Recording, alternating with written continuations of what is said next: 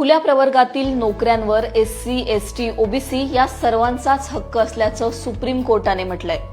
खुला प्रवर्ग अर्थात ओपन कॅटेगरी ही कोणत्याही एका विशिष्ट प्रवर्गासाठी राखीव नसून आपण जर विचार केला तर खुल्या प्रवर्गातील पदांसाठीही राखीव प्रवर्गातील उमेदवार पात्र असू शकतात असा महत्त्वपूर्ण निकाल सुप्रीम कोर्टाने दिलाय।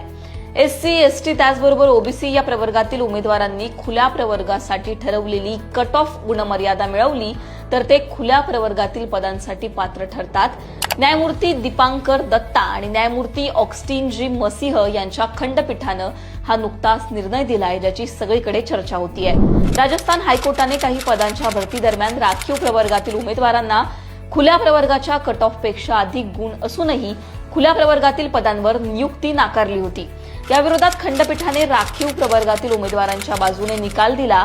मात्र राजस्थान हायकोर्टाने हा मुद्दा सुप्रीम कोर्टात नेला। उमेदवारांना खुल्या प्रवर्गातील पदांवर संधी दिल्यास त्यांना दुहेरी लाभ मिळेल असा युक्तिवाद यावेळी करण्यात आला। त्याच्यामुळे सुप्रीम कोर्टाच्या या निर्णयाची सगळीकडे चर्चा आहे। या प्रकरणाचा निकाल देताना न्यायमूर्ती दत्ता यांनी स्पष्ट केलं की आपण खुला हा शब्द सर्वसमावेशक आहे। ओपन श्रेणीमध्ये ज्या पदांची भरती केली जाते ती कोणत्याही विशिष्ट प्रवर्गात मोडत नाही।